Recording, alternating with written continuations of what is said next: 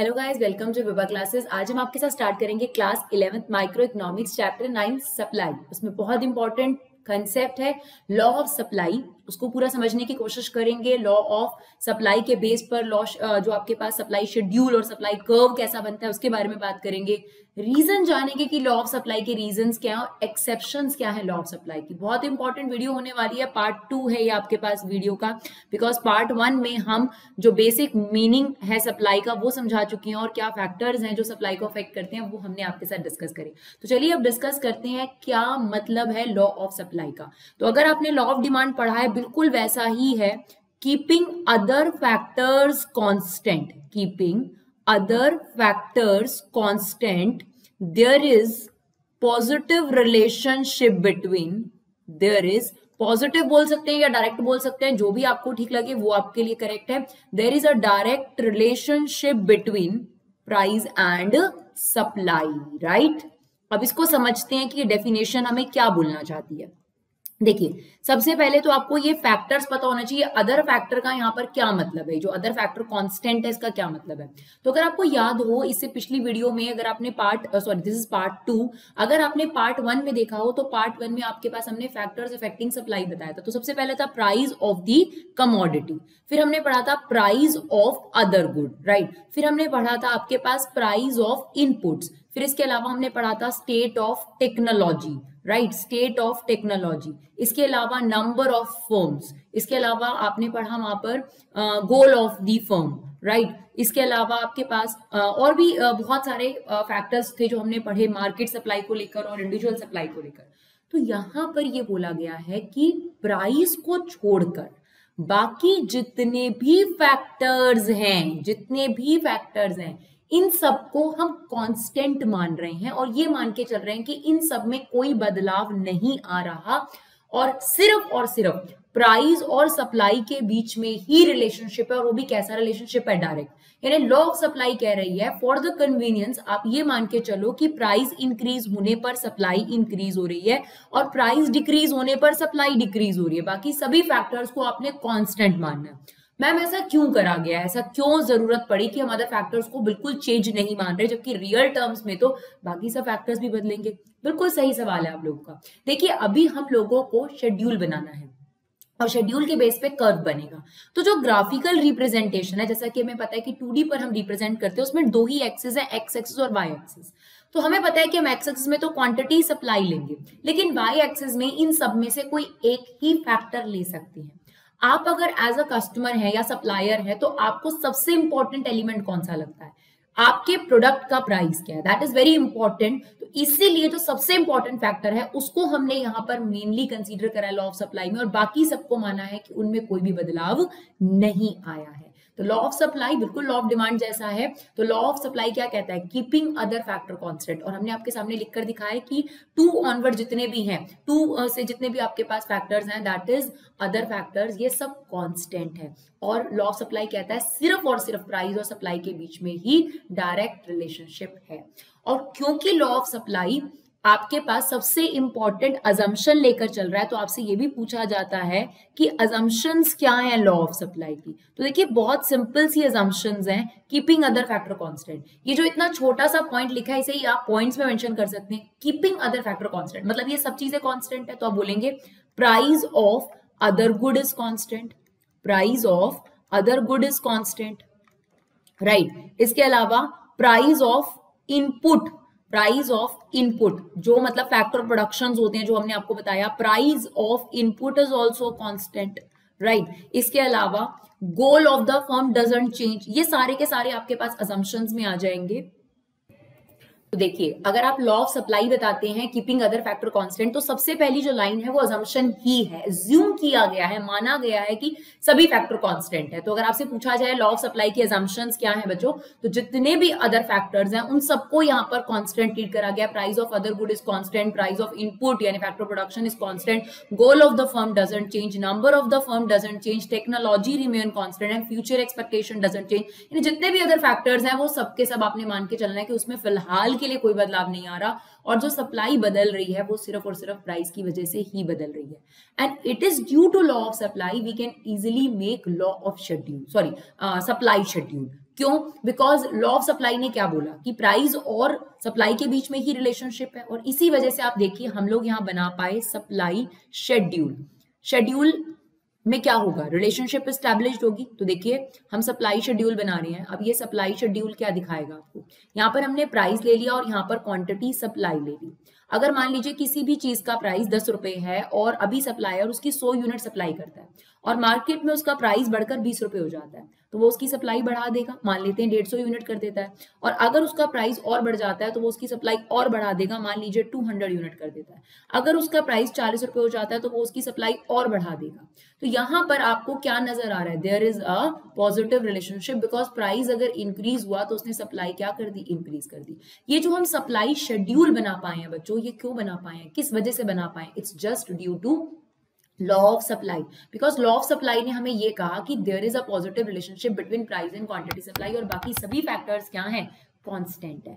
अगर बाकी सभी फैक्टर बदल रहे होते तो सिर्फ प्राइस की वजह से सप्लाई नहीं बदल रही होती। ये अगर 100 से सप्लाई 150 हुई है तो इसके और भी रीजंस होते, लेकिन यहाँ पर लॉ ऑफ सप्लाई ने क्या कहा कि बाकी सभी चीजें क्या है फिलहाल के लिए? कांस्टेंट, और सिर्फ प्राइस और सप्लाई। और क्योंकि दो ही चीजों के बीच में रिलेशनशिप है इसलिए हम इजिली सप्लाई शेड्यूल भी बना पाए, राइट? चलिए देखते हैं। अब इसी चीज को हम प्लॉट कर देंगे तो वो बन जाएगा हमारा सप्लाई कर्व, राइट? इसी चीज को ग्राफिकली रिप्रेजेंट कर देते हैं। चलिए अब यहां पर हम ले लेते हैं एक्स एक्सिस पर क्वांटिटी सप्लाई और वाई एक्सिस पे ले लेते हैं price, right?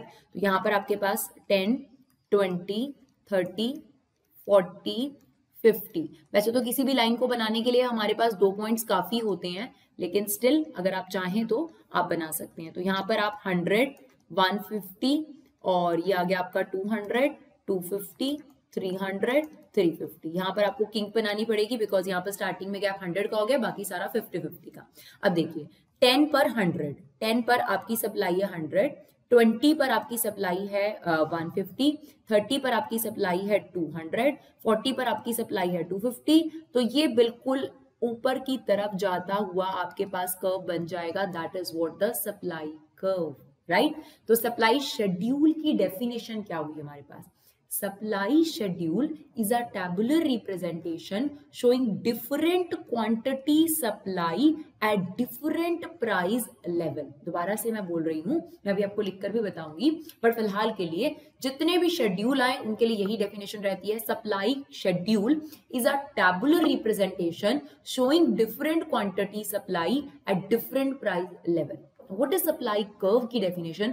Supply curve is a graphical representation showing different quantity supply। ये भी तो आपको quantity supply ही दिखा रहा है at different price level। आप देख सकते हैं 30 प्राइस पर इतनी सप्लाई है, 40 प्राइस पर इतनी सप्लाई है। तो कैसे लिखेंगे हम इन दोनों की डेफिनेशन? तो चलिए इसको समझते हैं। सप्लाई शेड्यूल के लिए हम आपको बता रहे हैं the tabular representation, tabular representation. देखिए डियर, तो ये हमारे पास हो गई सप्लाई शेड्यूल की definition, the tabular representation showing different quantity supply at a different price level.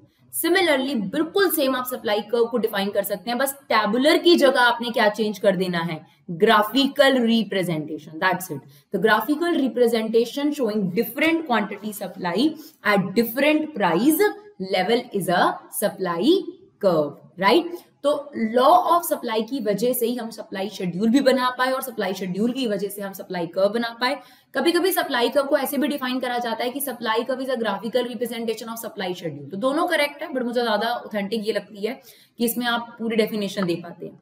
अब अगर आपसे पूछा जाए कि सप्लाई कर्व की शेप को डिफाइन करो, तो इसकी शेप कैसी है, इसका फीचर कैसा है? सप्लाई कर्व कैसा शो करता है? Upward sloping. What is upward sloping? आप देखिए सबसे पहला पॉइंट हमारा ये था ए, फिर हमारा था बी, तो आप देखिए आप पॉइंट को जोड़ने के लिए ऊपर की तरफ ही जा रहे थे ना, तो it's an upward sloping curve. और अपवर्ड स्लोपिंग कर्व कोई भी ग्राफ कब होता है? जब जो चीज जिसका आप ग्राफ बना रहे हो उसके एक्स एक्सिस और वाई एक्सिस पे जो वेरिएबल हैं, जो कि यहाँ पे प्राइस और क्वांटिटी सप्लाई है, उनके बीच में पॉजिटिव रिलेशनशिप हो। तो अगर आप देखेंगे प्राइस बढ़ने पर सप्लाई बढ़ जाती है और प्राइस कम होने पर सप्लाई कम हो जाती है, इन दोनों के बीच में पॉजिटिव रिलेशनशिप है। इसी वजह से इनका जो सप्लाई कर्व है वो अपवर्ड स्लोपिंग बना है, राइट तो ये था आपके पास लॉ ऑफ सप्लाई कि लॉ ऑफ सप्लाई क्या होता है, उसमें अजम्पशन क्या है और उसी अजम्पशन के बेस पर हम सप्लाई शेड्यूल बना पाए, that is individual supply schedule. यहाँ पर एक ही हमने जो है सप्लायर लिया है, अगर एक से ज्यादा सप्लायर लेंगे और उनकी सप्लाई जोड़ेंगे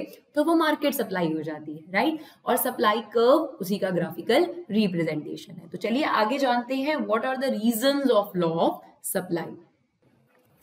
चलिए बच्चों, अब हम जानते हैं रीजंस क्या है लॉ ऑफ सप्लाई का। ये क्वेश्चन बहुत तरीके से पूछा जा सकता है। सबसे पहले तो आपसे ये पूछ सकता है कि लॉ ऑफ सप्लाई का रीजन क्या है। इसके अलावा आपसे ये पूछा जा सकता है कि जो आपके पास सप्लाई कर्व है वो अपवर्ड स्लोपिंग क्यों बनता है। देखिए अपवर्ड स्लोपिंग सप्लाई कर्व इसीलिए बनता है because there is a positive relationship between law of supply, sorry there is a positive relationship between price and supply. तो आपसे ये क्वेश्चन तीन तरीके से पूछा जा सकता है, what are the reasons of law of supply, दूसरा why supply curve is upward sloping, या फिर तीसरा कि आपके पास सप्लाई और प्राइस के बीच में पॉजिटिव रिलेशनशिप क्यों होता है, यानी ऐसा क्यों होता है कि प्राइस इंक्रीज होने पर सप्लाई बढ़ती है। तो हमने बड़े जनरली इसको एक्सेप्ट कर लिया कि प्राइस इंक्रीज होने पर सप्लाई इंक्रीज होती है और प्राइस डिक्रीज होने पर सप्लाई डिक्रीज होती है, बट हम इस चीज के तीन रीजन जानने जा रहे हैं कि प्राइस इंक्रीज होने पर सप्लाई क्यों इंक्रीज होती है। तो देखिए बच्चे, देखिए अगर मार्केट में किसी भी चीज का प्राइस ज्यादा है, हो सकता है पहले से ही पीछे डिमांड ज्यादा हो, कुछ भी रीजन है उसका हमें नहीं देखना,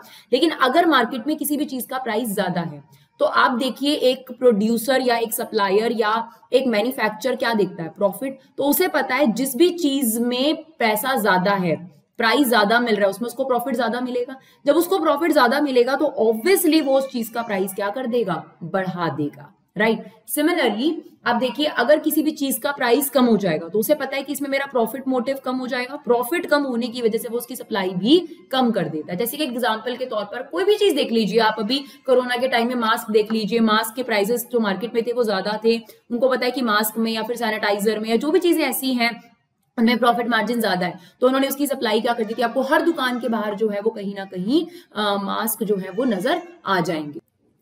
तो देखिए एक सप्लायर का पर्सनल मोटिव यही होता है कि जैसे ही उसको दिखेगा कि प्रॉफिट ज्यादा है या कहीं पे भी किसी भी चीज का प्राइस ज्यादा है, उसमें उसको दिखेगा प्रॉफिट ज्यादा है और प्रॉफिट ही उसका मेन मोटिव है। ये बात हम जानते हैं एक सप्लायर का, एक प्रोड्यूसर का, एक मैन्युफैक्चरर का। अगर प्राइम मोटिव कहा जाए, प्राइमरी मोटिव उसका प्रॉफिट कमाना ही होता है। आजकल सेकेंडरी मोटिव जो है वो सोसाइटी की सेवा करना दिखा देते हैं, क्योंकि सोसाइटी को ये दिखाना कि यार आप बहुत सोशल रिस्पॉन्सिबल हो, ये भी आजकल बिजनेस जो है उसको बहुत जरूरी लगता है। But primary motive is profit making, right. तो प्राइस इंक्रीज जहां दिखेगा उनको कि इस चीज में प्राइस ज्यादा है, वहां प्रॉफिट मार्जिन ज्यादा है, वो उसी चीज को बनाना शुरू कर देंगे। कोई भी चीज आप देखिए, किसी भी चीज के आप मैन्युफैक्चरर हैं, ठीक है ना, अगर आपको लगता है कि टेबल की जगह चेयर्स की डिमांड मार्केट में बहुत ज्यादा हो रही है, उसका प्राइस बहुत ज्यादा मिल रहा है, तो आप उसी को ज्यादा बनाएंगे और उसी की सप्लाई मार्केट में ज्यादा करेंगे। दूसरा पॉइंट है हमारे पास change in the number of firm. मान लीजिए किसी भी चीज का प्राइस मार्केट में ज्यादा है, तो क्या होगा उस चीज को देखकर, देखिए प्राइस ज्यादा क्यों है, आप ये सोचिए कि मार्केट में प्राइस किसी भी चीज का ज्यादा तब होता है जब उसकी डिमांड ज्यादा है लेकिन सप्लाई कम है, राइट। ऐसे केस में सब जो भी मैन्युफैक्चरर सोच रहे थे, अपॉर्चुनिटी ढूंढ रहे थे कि कहाँ किस चीज का बिजनेस खोलें, उनको अपॉर्चुनिटी मिल जाती है। तो जैसे ही मार्केट में प्राइस ज्यादा होगा, नंबर ऑफ फर्म्स जो हैं वो बढ़ जाएंगी और इसी वजह से सप्लाई क्या हो पाती है, इंक्रीज हो पाती है। जैसे कि एग्जांपल के तौर पर अगर आप बात करें, दिवाली का टाइम हो तो मिठाइयों के प्राइस ज्यादा होते हैं, तो जो लोग मिठाइयां नहीं भी बनाते हैं, जितनी भी मिठाइयां बनाते हैं उससे ज्यादा, तो कहने का मतलब ये है कि जो नंबर ऑफ फर्म्स है वो पहले के मुकाबले इंक्रीज हो जाएंगी। अब कोई भी चीज आप देख लीजिए, मान लीजिए प्लास्टिक बैग बैन हो जाते हैं और यहाँ पर जो है वो कागज के बैग जो है बहुत ज्यादा चल जाते हैं, तो अब मान लीजिए जो कागज के बैग है उनका प्राइस बहुत ज्यादा है मार्केट में, तो क्या होगा, नई फर्म्स खुलना शुरू हो जाएंगी उस चीज के बैग्स बनाने के लिए। तो बहुत सिंपल सा फिनोमेना है कि जहां पर प्राइस ज्यादा होता है वहीं पर प्रोड्यूसर सप्लायर भागता है, तो प्राइस ज्यादा होगा और नंबर ऑफ फर्म्स अट्रैक्ट होंगी और नंबर ऑफ फर्म्स उस चीज का बिजनेस ओपन अप करेंगे और उसकी वजह से सप्लाई क्या हो पाएगी, इंक्रीज हो पाएगी, राइट। सिमिलरली थर्ड पॉइंट है हमारे पास चेंज इन स्टॉक। इसमें क्या होता है, जब प्राइस इंक्रीज होता है तो जो भी पुराना स्टॉक एक सप्लायर के पास पड़ा होता है, जो वो इसी पर्पस के लिए रखता है कि जब प्राइस ज्यादा होगा मार्केट में तभी वो उतारेगा, तो वो उस पुराने स्टॉक को मार्केट में निकाल देता है और इस वजह से भी सप्लाई क्या हो पाती है, इंक्रीज हो पाती है। एक एग्जांपल के तौर पर दिवाली का टाइम आता है तो जो भी गिफ्ट रैप्स होते हैं, खास तौर पर जो पैक्ड आइटम्स होती हैं, उसके अंदर काफी सारी चीजें जो पुराना स्टॉक होता है वो भी डाल डूल के वो पैक करके निकाल देते हैं। तो इसका मतलब ये है कि जो उनके पास ऑलरेडी स्टॉक अनबिका पड़ा हुआ था, जो पुराना सामान पड़ा हुआ था, वो भी क्लियरेंस में आ जाता है, वो आराम से सेल हो जाता है, उसमें कोई भी दिक्कत नहीं आती। कोई भी त्योहार की आप बात करेंगे तो उसमें होता है जो भी पुराना स्टॉक है उसे भी मार्केट में आप उतारेंगे तो वो भी निकलेगा, चाहे वो दिवाली का त्योहार है, चाहे वो ईद का त्योहार है, चाहे कोई भी त्योहार है, जितने भी शॉपकीपर्स होंगे उनके पास जो भी पुराना स्टॉक पड़ा है सबसे पहले वो निकालते हैं ताकि वो फटाफट क्लियर हो जाए, और फिर वो नया स्टॉक जो है वो जो है डिस्प्ले करते हैं। आप कभी भी देखिएगा तो वो चीज पहले वो क्लियर आउट करते हैं बिकॉज वो पुराना स्टॉक है। तो ये 3 रीजन है, जिन 3 रीजन को मेन कारण माना जाता है लॉ ऑफ सप्लाई के पीछे। पहला, अगर प्राइस बढ़ता है तो प्रॉफिट बढ़ जाता है और इसी प्रॉफिट के लालच में सप्लायर सप्लाई बढ़ा देता है। इसके अलावा नंबर ऑफ फर्म्स जो है वो खिंची चली आती हैं, नंबर ऑफ फर्म्स इंक्रीज हो जाती हैं, इस वजह से भी जितनी नॉर्मल सप्लाई हो रही थी उसके मुकाबले ज्यादा हो जाती है। इसके अलावा जितना भी पुराना स्टॉक पड़ा हुआ है वो भी बड़े आराम से मार्केट में बिकने के लिए अवेलेबल हो जाता है। तो इन 3 वजहों से आपके पास लॉ ऑफ सप्लाई जो है वो लागू होती है, यानी प्राइस बढ़ने पर आपकी सप्लाई मार्केट में इंक्रीज हो जाती है एंड वाइस वर्सा, राइट। अब हम जानते हैं इस लॉ के एक्सेप्शंस क्या हैं, यानी कहां पर लॉ ऑफ सप्लाई नहीं अप्लाई होता, यानी कहां पर प्राइस और सप्लाई के बीच में डायरेक्ट रिलेशनशिप नहीं मिलता हम लोगों को। तो चलिए, बहुत ही अच्छा और इंटरेस्टिंग सा टॉपिक है, जानते हैं उसे भी। चलिए बच्चों, exceptions to the law of supply का मतलब है कि कहां पर लॉ ऑफ सप्लाई नहीं लगता। लॉ ऑफ सप्लाई क्या कहता है कि प्राइस और सप्लाई के बीच में डायरेक्ट रिलेशनशिप है। तो देयर आर सम पॉइंट्स जहां पर लॉ ऑफ सप्लाई नहीं अप्लाई होता, जिसमें सबसे पहला पॉइंट है future expectation. Let it be, अगर एक सप्लायर को पता है कि फ्यूचर में जो प्राइस है वो डिक्रीज होने वाला है, फ्यूचर का जो प्राइस है वो डिक्रीज होने वाला है, अभी प्राइस उतना ही है, कोई प्राइस इंक्रीज नहीं हुआ, इन रीसेंट टाइम अभी प्राइस कांस्टेंट है, तब भी वो सप्लाई क्या कर देगा, इंक्रीज कर देगा। दोबारा से सुनिए, अगर एक सप्लायर को ये पता चलता है कि फ्यूचर में उसके पर्टिकुलर प्रोडक्ट का प्राइस गिरने वाला है, अभी रिसेंटली प्राइस इंक्रीज नहीं हुआ, तब भी वो सप्लाई इंक्रीज कर रहा है। सिमिलरली, अगर उसको लगता है कि फ्यूचर में उसके प्रोडक्ट का प्राइस बढ़ जाएगा, फ्यूचर में उसके प्रोडक्ट का प्राइस बढ़ जाएगा, अभी कुछ भी नहीं हुआ, प्राइस में कोई चेंज नहीं आया रिसेंटली, फ्यूचर एक्सपेक्टेशन है, लेकिन फिलहाल वो उसका स्टॉक कर देगा, यानी उसकी सप्लाई क्या कर देगा, रिड्यूस। यानी फ्यूचर एक्सपेक्टेशन के साथ उसका अलग रिलेशनशिप है, प्रेजेंट में अभी कोई बदलाव नहीं आया, जो कि हम लॉ ऑफ सप्लाई में प्रेजेंट प्राइस की बात करें कि प्राइस इंक्रीज होता है तो सप्लाई इंक्रीज होती है। फिलहाल उसने यहाँ सप्लाई इंक्रीज कर दी इस डर से कि फ्यूचर में उसको कम पैसे मिलेंगे, ठीक है ना। तो that is the first exception जहां पर लॉ ऑफ सप्लाई नहीं लग रहा, बिकॉज यहाँ पर प्राइस में फिलहाल कोई चेंज नहीं आया, लेकिन फिर भी सप्लाई इंक्रीज डिक्रीज हो रही है। सेकंड पॉइंट है बच्चों एग्रीकल्चर प्रोड्यूस। आपको पता है एग्रीकल्चर प्रोड्यूस जो है, खास तौर पे इंडिया की अगर बात करें तो नेचुरल सिस्टम पे डिपेंड करता है, काफी हद तक 60% अभी भी नेचुरल सिस्टम पे डिपेंड करता है। तो अगर आप लोग किसी भी फार्मर को ये बोलें कि अगर हम आपको प्राइस ज्यादा देंगे और आप सप्लाई बढ़ा दीजिए, तो वो उनके लिए फिजिबल नहीं है, उनके लिए पॉसिबल नहीं है। मान लीजिए किसी पर्टिकुलर स्टेट के अंदर बाढ़ आ जाती है या कोई भी नेचुरल डिजास्टर आ जाता है, अब कोई भी अमीर बंदा जाके कहता है कि मैं तुम्हें इतने करोड़ रुपए दूंगा, तुम मुझे 2 दिन के अंदर 4 दिन के अंदर इतना गेहूं उगा कर दे दो, कोई भी इंडस्ट्रियलिस्ट कोई भी उनके पास जाता है, तो इट्स नॉट पॉसिबल। तो क्या प्राइस इंक्रीज करने पर एग्रीकल्चर प्रोड्यूस की सप्लाई बढ़ाई जा सकती है? तो इसका जवाब है एकदम नहीं। हाँ, आप पेस्टिसाइड्स का इस्तेमाल करते हैं, ऐसे केमिकल्स का इस्तेमाल करते हैं, लेकिन फिर भी एक जो नेचुरल प्रोसेस है, चलिए मान लीजिए एक फसल को उगने में 6 महीने लगते हैं, अगर आप पेस्टिसाइड्स या इस तरीके के केमिकल्स के लिए भी जाते हैं, तब भी आपको 2-2.5 महीने तो कम से कम चाहिए ही चाहिए, यानी आपके पास फिर भी एक नेचुरल प्रोसेस लगेगा ही लगेगा। तो प्राइस इंक्रीज होने पर और आपको जो चीज मिलेगी वो उतनी ऑथेंटिक यानी ऑर्गेनिक भी नहीं होगी अगर आप केमिकल सीड्स या केमिकल चीजों से चीजें जो है वो एग्रीकल्चर प्रोड्यूस लेंगे। तो जो एग्रीकल्चर प्रोड्यूस है उसकी सप्लाई प्राइस पर डिपेंड नहीं करती, बहुत हद तक वो नेचुरल चीजों पर डिपेंड करती है। तो प्राइस इंक्रीज होने पर उसकी सप्लाई बढ़ाई जा सकती है, वो भी पॉसिबल नहीं है। या अगर मार्केट में कोई भी चीज की फसल बहुत ज्यादा उग गई, यानी मान लीजिए हमने बहुत बार सुना होगा कि टमाटर की फसल बहुत ज्यादा उग गई है, या फिर कोई भी पर्टिकुलर है प्याज की फसल बहुत ज्यादा उग गई है, तो ऐसा है कि अगर फसल ज्यादा उग गई है तो उसे वापस नहीं करा जा सकता, उसे वापस नहीं लेकर जाया जा सकता। यानी अगर प्राइस रिड्यूस हो रहे हैं तो वो अपनी सप्लाई डिक्रीज भी नहीं कर सकते। फार्मर्स इतने ज्यादा कहीं ना कहीं आप समझिए मजबूर हो जाते हैं, यानी अगर प्राइस ज्यादा है तो वो उस लालच में उस सप्लाई को ज्यादा बढ़ा भी नहीं सकते, और अगर प्राइस कम मिल रहा है तो वो उसकी सप्लाई को रिड्यूस भी नहीं कर सकते, बिकॉज वो उसको स्टॉक नहीं करके रख सकते। तो यहां पर भी आप देखेंगे लॉ ऑफ सप्लाई जो है वो एप्लीकेबल नहीं हो रहा। राइट। इसके अलावा पेरिशेबल गुड्स वो होते हैं जो जल्दी खराब हो जाते हैं, राइट। अब देखिए कोई भी चीज है, चाहे वो ब्रेड है, चाहे वो आप मिल्क ले लीजिए, अगर उनका प्राइस ज्यादा है तो आप उनकी सप्लाई जो है वो बहुत ज्यादा नहीं कर सकते, बिकॉज वो मार्केट में, आप देखिए अगर प्राइस कम है तो आप उनकी सप्लाई कम नहीं कर सकते, क्योंकि पेरिशेबल कमोडिटीज कैसी होती हैं जो जल्दी खराब हो जाएंगी। यानी आप देखिए एक, अगर आप अपने आसपास, हर कोई देखता ही होगा, रेडी वाला जब सुबह रेडी लेके निकलता है तो सुबह जब उसका टमाटर होगा तो 50 रुपए किलो होगा, लेकिन धीरे धीरे जाते जाते वो कम प्राइस पर भी आपको ज्यादा सप्लाई करने को तैयार हो जाता है। देखिए यहाँ पर देखिए एक्सेप्शन लग रही है, कम प्राइस पर भी आपको ज्यादा सप्लाई करने को तैयार हो जाता है, बिकॉज उस सप्लायर को पता है कि कल मेरी चीज खराब हो जाएगी, राइट। जितने भी सब्जी वालाज हैं आप उनके लिए ये कंसीडरेशन बहुत अच्छे से, फ्रूट है, वेजिटेबल्स हैं, इन सब पर ये कंसीडरेशन, ये वाला पॉइंट बहुत अच्छे तरीके से एप्लीकेबल होता है कि जैसे जैसे दिन बीतता जाता है आप देखेंगे कि वो कम प्राइस पर भी आपको ज्यादा सप्लाई करने को तैयार हो जाते हैं कि चलिए 5 किलो में आप 5 किलो ले लीजिए इतने रुपए में, 8 किलो ले लीजिए इतने रुपए में। क्यों? बिकॉज उन्हें पता है this is a perishable commodity. तो क्या यहाँ पर लॉ ऑफ सप्लाई लग रहा है? पूरे तरीके से नहीं। तो कम प्राइस पर भी वो लोग ज्यादा सप्लाई करने को तैयार हो जाते हैं। इसके अलावा अगर बात करी जाए रेयर आर्टिकल्स की, रेयर आर्टिकल्स कौन से होते हैं जो है ही कम, जैसे फॉर एग्जांपल हाथी दांत से बनी हुई चीजें। आपको पता है कि हाथी का शिकार करना या कुछ भी ऐसा है वो इलीगल है, तो अगर कोई डेड हो जाता है उसके बाद जो उसके दांत निकलते हैं उससे आप जो आर्टिकल्स बनाते हैं वही आप ले सकते हैं। बहुत सारी चीजें हैं जो रेयर आर्टिकल्स हैं।